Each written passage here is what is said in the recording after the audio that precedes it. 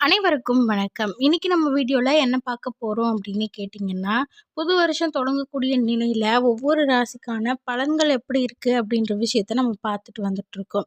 அந்த வகையில இன்னைக்கு நம்ம வீடியோலயும் ரொம்ப முக்கியமான ஒரு ராசிக்கான பலன்கள் எப்படி இருக்க போகுது, இந்த 25வது வருஷம் ஆரோக்கியம், கல்வி, தொழில், வேலை, நிதி அம்சம், காதல், திருமணம்னு இவங்களுடைய வாழ்க்கை எப்படி அமையப் போகுது அப்படின்ற விஷயத்த நம்ம தெரிஞ்சுக்க போறோம்.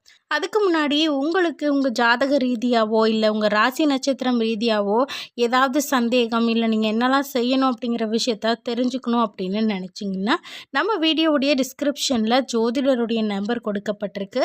அந்த நம்பருக்கு கால் பண்ணி உங்களுடைய சந்தேகங்கள் எல்லாத்தையுமே நீங்க நீக்கிக்கலாம். இது மாதிரி பல பயனுள்ள தகவல்களையும் உங்கள் ராசிகளுக்கான பலன்களையும் தெரிஞ்சுக்கணும் அப்படின்னு நினச்சிங்கன்னா மறக்காம கீழே இருக்கக்கூடிய ரெட் கலர் சப்ஸ்கிரைப் பட்டனை கிளிக் பண்ணி நம்ம சேனலை சப்ஸ்கிரைப் பண்ணிக்கோங்க.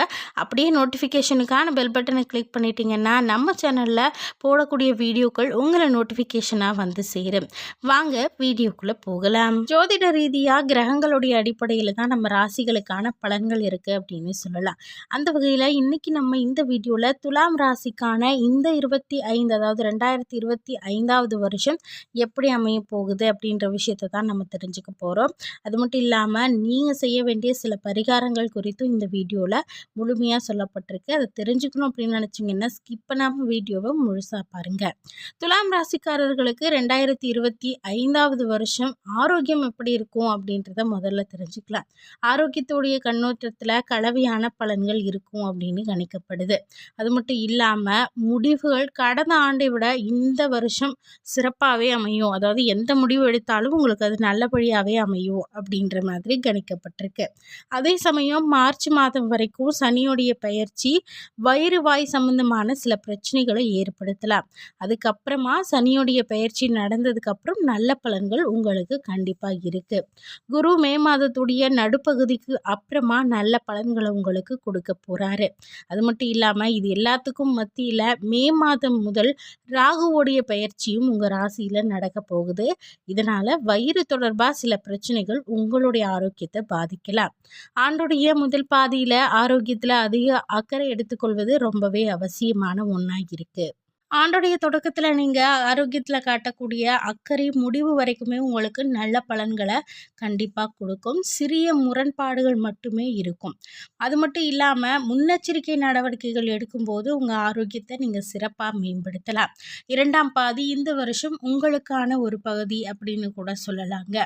கல்வி நிலை அப்படின்னு பார்க்கும்போது துலாம் ராசிக்காரர்களுக்கு கல்வியுடைய பார்வை 2025வது வருஷம் கலவையான பலன்களாகவே இருக்குது அப்படின்னு சொல்கிறாங்க. கடினமாக உழைத்து ஆராய்ச்சி செய்யும்போது மாணவர்கள் பெரும்பாலும் சாதகமான முடிவுகளை பெறலாம். ஆனால் படிப்பில் அதிக அக்கறை இல்லாத மாணவர்கள் ஆண்டுடைய முதல் பாதியில் ரொம்ப பலவீனமான முடிவுகளையே நீங்கள் பெற முடியும் அப்படின்னு சொல்லப்படுது. ஆண்டுடைய இரண்டாம் பகுதியில் குறிப்பாக மே மாதத்துடைய நடுப்பகுதிக்கு அப்புறமா கல்வி நிலையில் விரைவான முன்னேற்றத்தை நீங்கள் பார்க்கலாம்.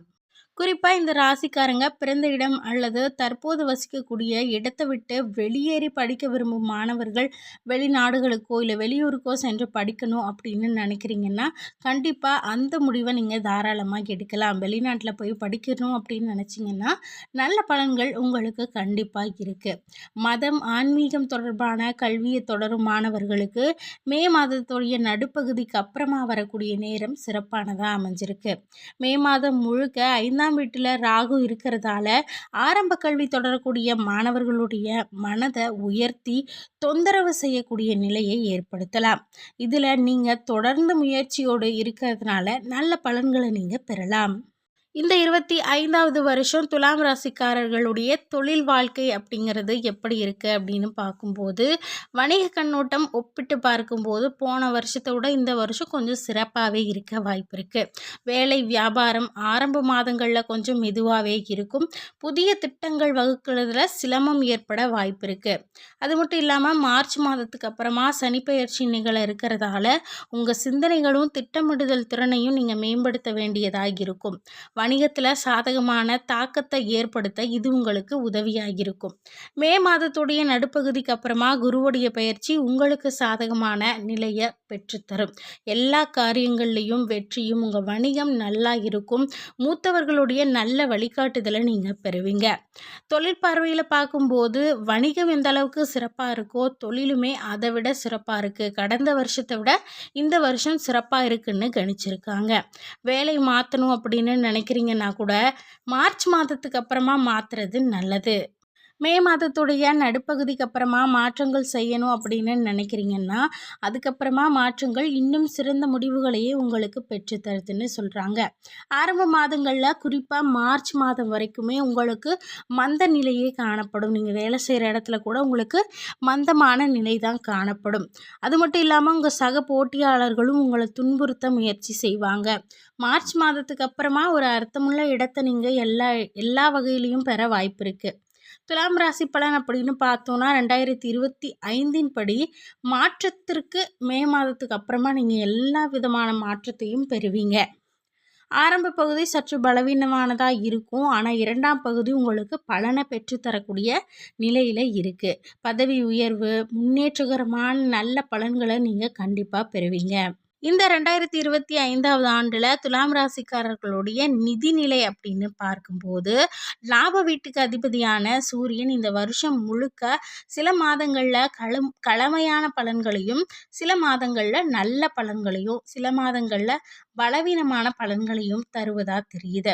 செல்வத்துடைய அதிபதியான செவ்வாய் கிரகத்துக்கும் இதே நிலை தான் ஏற்படுது.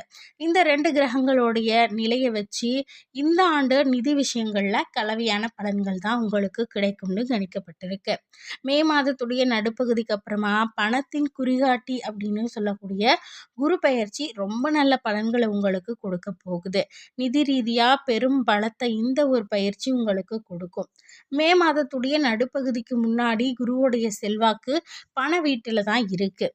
ஆனால் புதிய பணம் சம்பாதிக்கிறதுல சில சிரமங்கள் ஏற்படலாம்.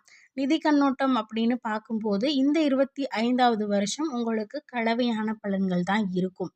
ஆண்டுடைய 2ஆம் பகுதி மிக சிறப்பான பலன்களை தருவதா சொல்கிறாங்க. சேமித்த பணத்தை மார்ச் மாதம் வரைக்கும் நீங்கள் பத்திரமா வச்சுக்கிறது நல்லது. மார்ச் மாதத்துக்கு அப்புறமா சனியுடைய பார்வையின் தாக்கம் பண வீட்டிலிருந்து முடிவடையுது. இதனால உங்களுக்கு அதுக்கப்புறமா வரக்கூடிய நாட்களில் ரொம்ப பல செலவுகள் உங்களுக்கு இருக்காது. எதிர்பார்த்த செலவுகள் இருக்காது. அது மட்டும் இல்லாமல் புத்திசாலித்தனத்தை நீங்கள் பயன்படுத்தி உங்கள் பணத்தை பெருக்கவும் முயற்சி செய்வீங்க.